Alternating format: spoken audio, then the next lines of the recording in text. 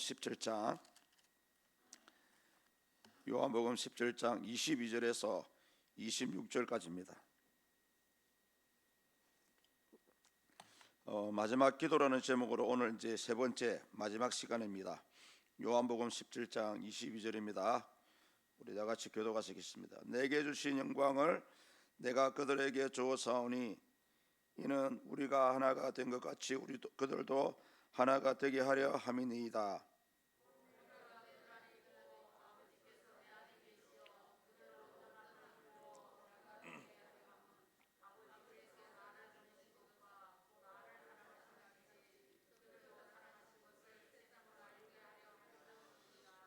아버지여, 내게 주신 자도 나 있는 곳에 나와 함께 있어 아버지께서 창세전부터 나를 사랑하심으로 내게 주신 나의 영광을 그들로 보게 하시기를 원하옵나이다.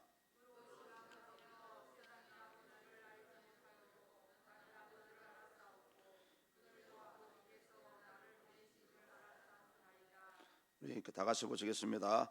내가 아버지의 이름을 그들에게 알게 하였고 또 알게 하려니 이는 나를 사랑하신 사랑이 그들 안에 있고 나도 그들 안에 있게 하려 함이니이다.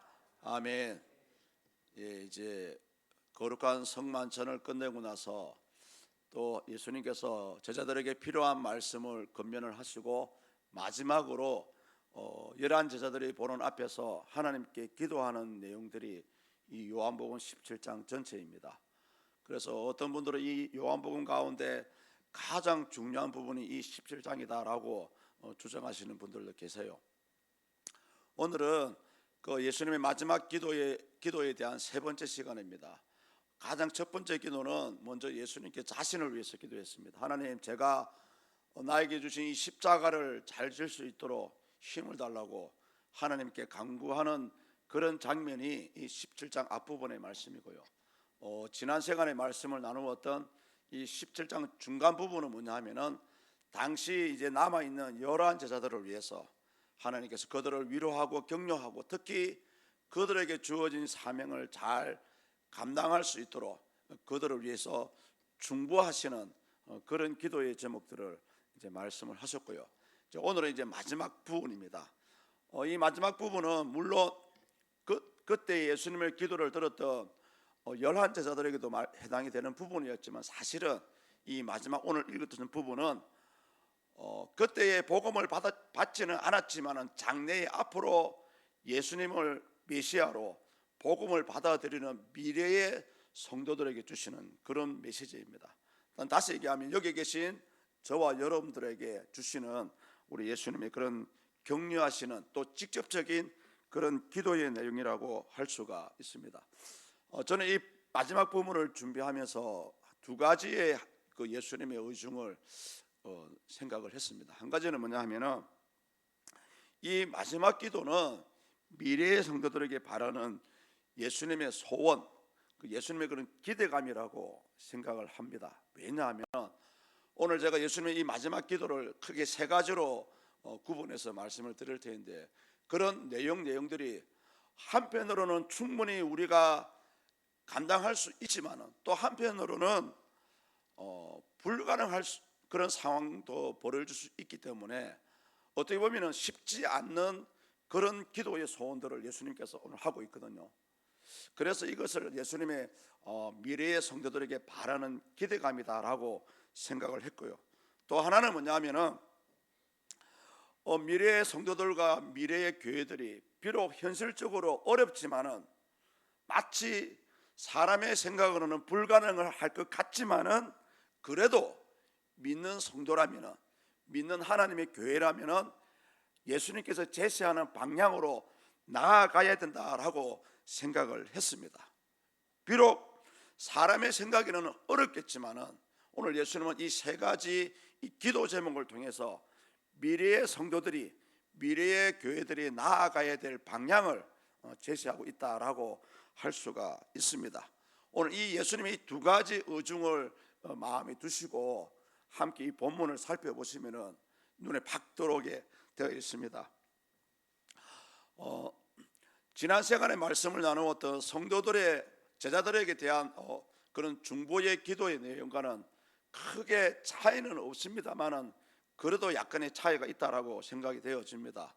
그래서 어떤 분들은 아예 중간 부분하고 끝 부분을 같이 한 군데 묶어서 설교하시는 분들이 많아요. 그런데 사실은 제가 봤을 때는 열한 제자들에게 주신 말씀은 그 당시 사도들과 또 사역자들을 위해서 주시는 말씀이라고 생각을 했고요. 오늘 주시는 말씀은 진짜 우리 일반 평신도에게, 그리고 하나님의 모든 교회들에게 주시는 그런 현실적인 기도를 하고 있다라고 생각을 했습니다. 그래서 예수님께서 가장 걱정하시고 염려하시는 부분이 첫 번째 기도로 나옵니다. 그것이 뭐냐 하면은 연합을 위한 기도를 드리고 있어요. 하나님이 장래에 많은 주의 교회들이, 장래에 예수 믿는 많은 성도님들이 하나로 연합할 수 있도록 해달라고 그런 기도를 드리고 있습니다. 본문 23절을 우리 다 같이 한번 읽어보시겠습니다. 곧 내가 그들 안에 있고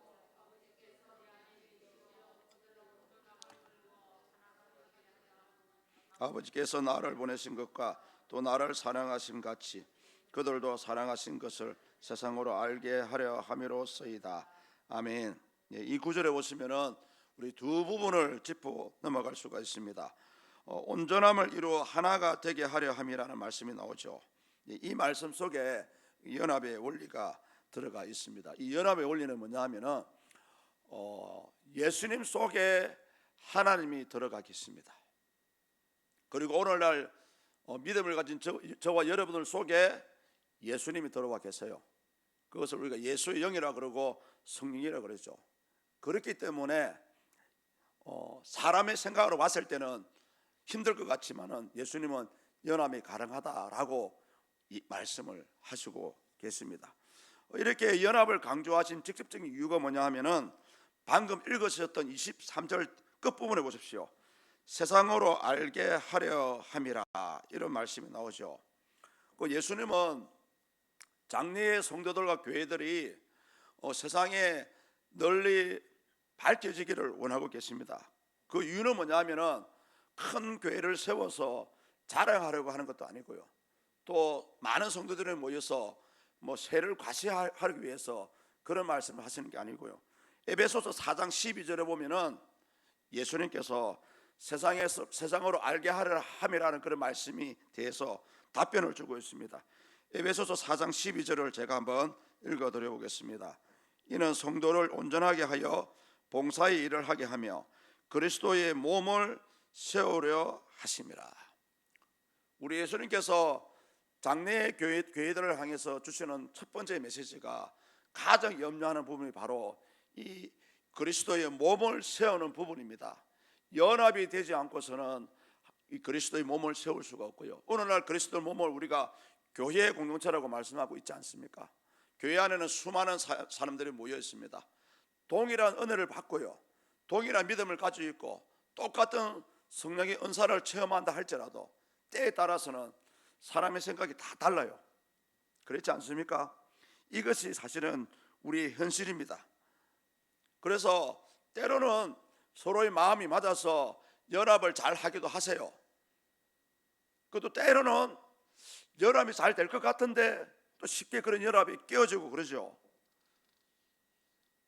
예수님께서 아마 이 부분을 염려하셔서 가장 먼저 장래의 교회를 향해서 하나로 연합하기를 바라는 그런 마음으로 하셨던 것 같습니다. 사실은 성경에 보면은 아무리 은혜가 넘치고요, 성령의 감동하심이 있다 할지라도 사람끼리 모이는 장소이기 때문에 그렇게 연합이 쉽지 않다는 것을 우리에게 보여주고 있습니다. 사도행전 6장에 보면은 초대교회가 그랬고요, 또 고린도전서에 보면은 고린도 교회가 그랬습니다. 사도행전 6장에 보면은 어떤 내용이냐면은 이제 성령이 임하고 많은 사람들이 하루에 몇천 명씩 주의 백성으로 돌아오는 그런 상황 가운데 있습니다. 초대교회 안에 성령이 충만하고요, 서로의 썰 것을 채워주고 하는 과정 가운데 이제 문제가 생겼죠. 유대파 히브리파 유대인들이 그 구제하는 일에 있어 가지고 헬라파 유대인들을 아예 처음부터 제외를 시켜버립니다. 그래서 헬라파 유대인들이 이제 원망하는 그런 장면이 나오죠. 성도님들 보십시오. 그렇게 은혜가 넘치는 초대교회를 할지라도요, 그렇게 서로의 필요를 나눠주는 그런 상황임에도 불구하고 사람들이 모인 그런 가운데는 이 알 수 없는 삐그덕거리는 이런 모습들이 보여지고 있습니다. 그것을 미리 초대교회에서 우리에게 적나라하게 보여줬고요. 다행히 헬라파 유대인들 위주로 해서 7집사를 세웠기 때문에 이 구제하는 일이 다행히 은혜 가운데 잘 마무리가 되었습니다. 또 고린도전서를 볼까요, 여러분?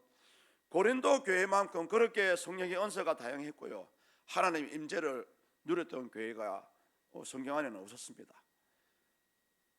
그런데 고린도전서를 딱 들어가면은 벌써 네 파가 나오죠. 나는 바울파, 게바파, 아볼로파, 그리스도파.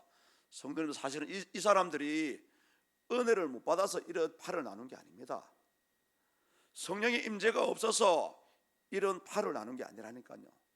여러분 잘 생각하셔야 됩니다. 우리 서문교회도 이때까지 60년 넘게 잘 왔어요. 은혜 가운데 하나님 은혜로 잘 왔습니다.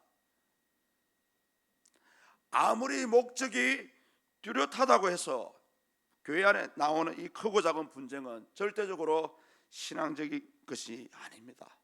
그래서 우리 교회가, 성도가 하나로 연합한다는 것이 절대적으로 은혜가 없어서, 말씀을 몰라서, 교회를 다닌 지 얼마 되지 않아서 이런 말씀을 일으키는 게 절대적으로 아닙니다. 그 가운데는 반드시 사람의 생각이 개입이 되기 때문에 이 연합이 깨어지는 겁니다.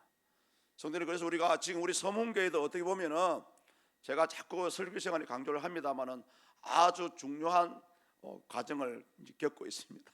그렇다면은 어찌되었든 우리 앞에서 리더하시는 분들이 계시면은, 특히 지금 교회를 리더하시는 우리 당의 장로님들이 계십니다. 그렇다면은 그분들이 하시는 대로 그분들을 위해서 바른 결정을 할 수 있도록 기도를 해주셔야 되고요, 또 그들을 하는 일을 또 한 번쯤은 협력해서 선을 이루듯이 같이 마음을 모을 수가 있어야 됩니다. 이것이 여러분 바로 연합입니다. 그런데 저는 이 성경을 훑어보면서 초대교회의 상황을 훑어보고 고린도 교회를 상황을 훑어봐도 성령의 은혜가 충만하고 말씀이 은혜가 되는데도 불구하고 이 사람들 사이에는 다툼이 있었고요, 이해관계가 얽혔다는 거죠. 우리는 헬라파 유대인이니까 우리끼리, 너희는 유대파 히브리파 유대인들이니까 너희끼리, 사람 우리 자신도 모르게 끼리끼리라는 이 흐름들이 생성이 되어 버립니다. 우리 서문교회는 어떻습니까? 한번 좀 생각해 보셨나요? 제가 이것을 지적하려고 하는 게 아니고요, 이 사람이 모이는 자리에는 우리 자신도 모르게, 알게 모르게 눈에 보이지 않는 이 끼리끼리가 작용을 하고 있다는 거죠. 오늘 예수님께서 이 부분을 염려하셨기 때문에 미래의 교회와 미래의 성도들에게 가장 먼저 중보하셨던 기도가 뭐냐? 바로 연합의 기도입니다. 사랑하는 성도, 저는 이렇게 여러분께 부탁을 드리고 싶습니다. 아무리 큰 죄를 지었다 할지라도 하나가 되기 위해서는 모든 이유를 불문하고 용서가 있어야 된다고 생각을 합니다. 교회 안에서 하나가 되고 연합을 되기 위해서는 두 사람 중에 누구 하나가 양보를 해야 됩니다. 서로의 의견을 내세워다 보면 결국은 싸움이나 다툼밖에 날 수밖에 없어요. 그리고 교회 공동체의 이 몸을 세워가는 것은 여러분 생각처럼 쉽지 않습니다. 내 안에 은혜가 있고요, 하나님의 감동하심이 있고 성령의 인도하심이 있음에도 불구하고 결국은 내 생각을 내세울 수밖에 없거든요. 그래서 우리가 이 연합한다면 그것은 반드시 여러분들의 희생과 여러분들의 수고와 또 여러분들의 손해가 되어져야 됩니다. 이런 희생이 없고서는 몸된 교회가 세워갈 수가 없고요, 또 때로는 사실은 그렇습니다. 또 용서하기가 쉽지는 않아요. 그렇지만 우리가 성경적으로 봤을 때에 저는 무엇을 생각했냐면은, 아버지 재산을 절반을 훔치고 달아난, 절반을 받고 나간 둘째 아들을 생각을 했습니다. 그렇게 아버지 재산의 절반을 뚝 잘라가지고 허랑방탕하게 자기 좋을 대로 삶을 살다가 곤란을 당해가지고 다시 아버지 집으로 돌아오고자 했을 때에, 성도님들 생각나시죠? 아버지가 신발도 신지 않고 벌써 동네 어구에 나가가지고 동네 입구에 나가서 아들을 맞이하는 그런 장면을 생각을 했습니다. 성도님들, 혹여 우리가 용서해 줘야 될 사람이 있다면 진짜 이유를 불문하고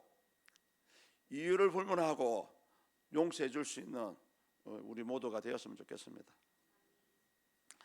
다음으로 예수님은 믿는 자들에게 예수님 자신의 영광에 참여할 수 있기를 기도하고 있습니다. 그 내용이 본문 24절이거든요. 같이 한번 읽어보시겠습니다.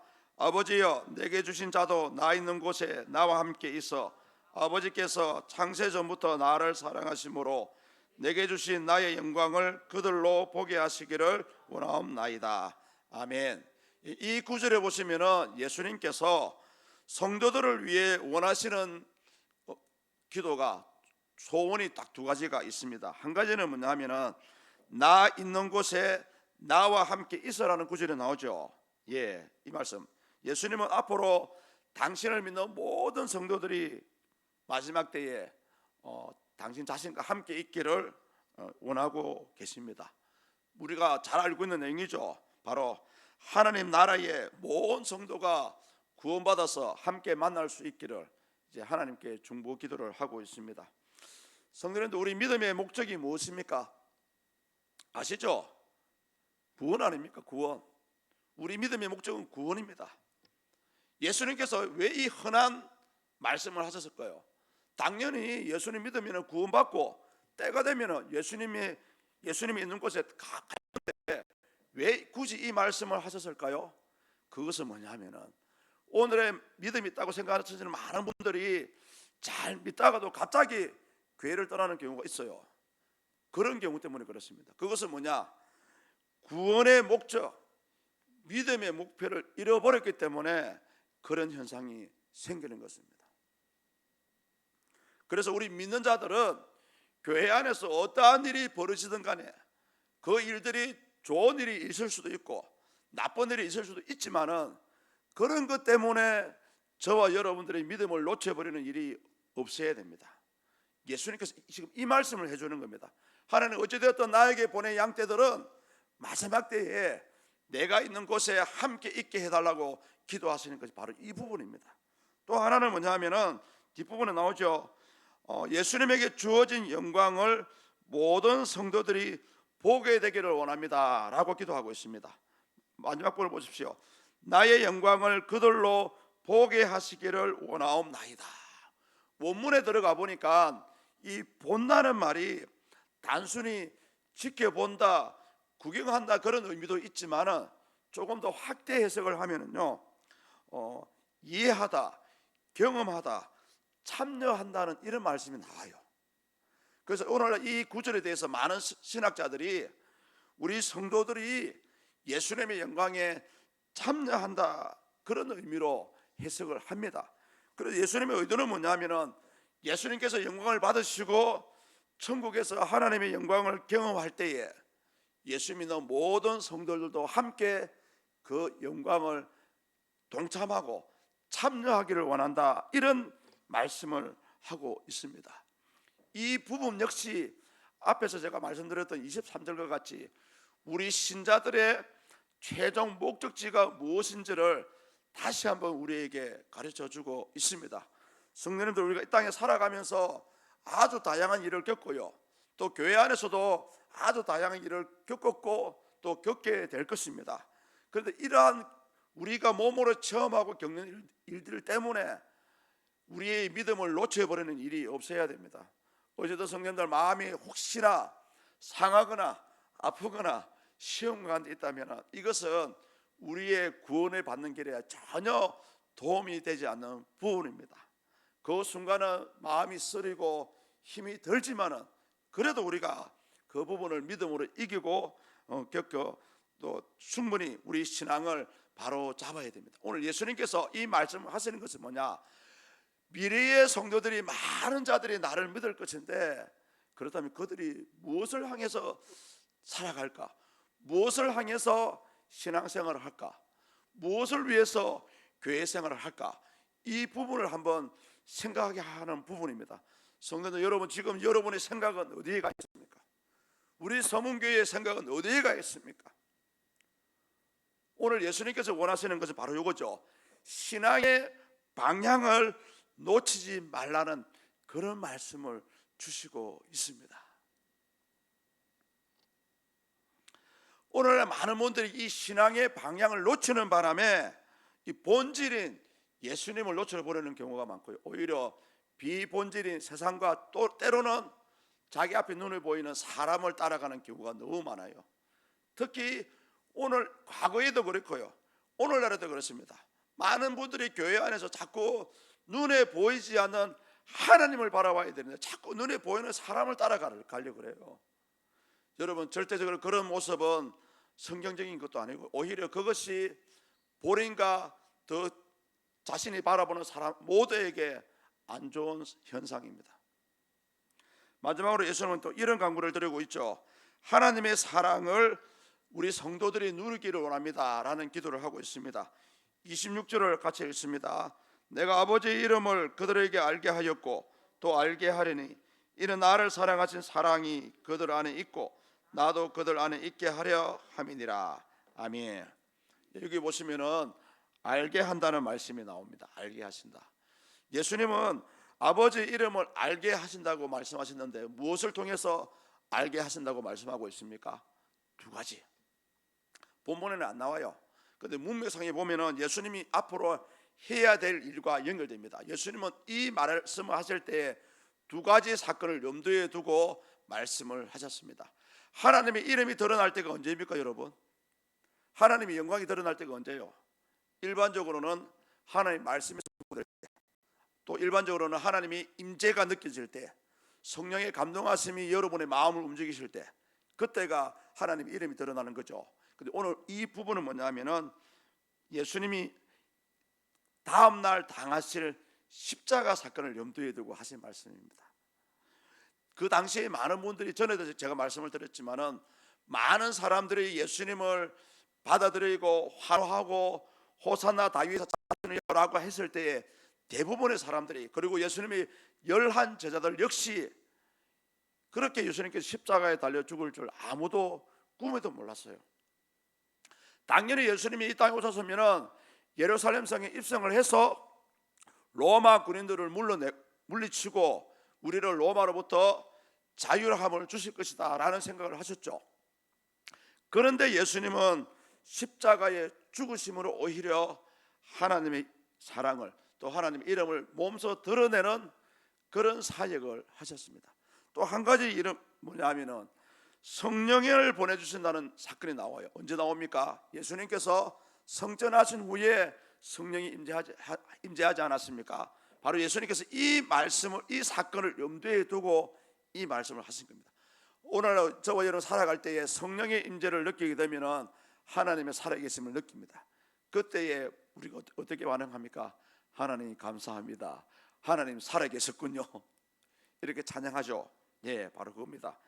예수님께서는 당신을 대신해서 성령 하나님을 이 땅에 보내주셨기 때문에 하나님의 이름이 드러난다라고 생각을 하셨습니다. 그래서 요즘 말로 치면은 어쩌면 예수님께서 하늘로 가시고 당신 대신에 성령 하나님을 보내주신 것이 신의 한 수라고 할 수가 있죠. 만약에 성령께서 오지 않았다면 어떻게 초대교회가 출발을 했겠습니까? 만약에 성령께서 오지 않았다면 오늘날 교회 공동체가 어떻게 존재를 할 수가 있겠습니까? 성령은 우리에게 하나님의 사랑을 알게 하시고요, 하나님을 믿게 하시고 하나님을 섬길 수 있게 하시는 분입니다. 그래서 고린도전서 2장 10절에 보면은 이 부분에 대해서 이런 말씀을 합니다. 제가 한번 읽어 드려보겠습니다. 고린도전서 2장 10절입니다. 오직 하나님이 성령으로 이것을 우리에게 보이셨으니 성령은 모든 것 곧 하나님의 깊은 것까지도 통달하시느니라. 아멘. 오늘 말씀은 어떻게 보면 아주 단순한 예수님의 세 가지 기도에 지나지 않습니다. 그런데 예수님의 이 기도 속에는 미래의 성도와 교회들이 복음 안에서 하나가 될 수 있기를 원했고요, 또 그 하나가 됨으로 연합이 되어서 하나님의 영광에 참여할 수 있기를 바라는 마음으로 기도를 하셨다는 것입니다. 사랑하는 성도님들, 우리 교회 안에는 다양한 여러분들이 모여 있습니다. 그런데 우리가 하나만 될 수만 있다면요, 서로가 서로의 마음과 생각을 이해하고 덮어주고 용서하고 하나가 될 수만 있다면 저는 이 복음 안에서 무엇이든지 할 수 있다라고 생각을 합니다. 사도 바울이 고린도전서 12장 26절을 통해서 이런 말을 합니다. 교회 공동체가 이런 공동체가 되어야 된다고 말을 하고 있죠. 만일 한 지체가 고통을 받으면 모든 지체가 함께 고통을 받고, 한 지체가 영광을 얻으면 모든 지체가 함께 즐거워하느니라. 성도님, 오늘 이 말씀이 우리 교회 안에서 이루어지지 않는다면 제가 볼 때는 이 가운데 아무리 은혜가 넘치고요, 생명의 말씀이 선포된다 할지라도 하나가 절대로 될 수가 없습니다. 오늘 예수님께서 미래의 교회를 향해서, 미래의 성도들을 향해서 바라는 마음은 딱 이 하나입니다. 복음 안에서 하나가 되기를 원합니다. 그런데 성경적인 원리에 보면 분명히 예수님께서는 확신했습니다. 왜?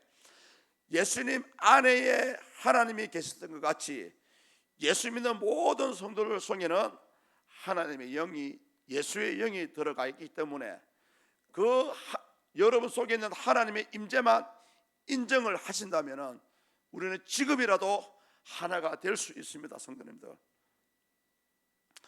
우리가 오늘 이 주신 말씀을 통해서 하나의 지식으로 받지 마시고요, 과연 왜 예수님께서 장래의 교회를 향해서 세 가지 기도를 하시면서 그 가운데 가장 먼저 연합이라는 말씀을 하셨을까를 한번 생각해 볼 수 있기를 원합니다.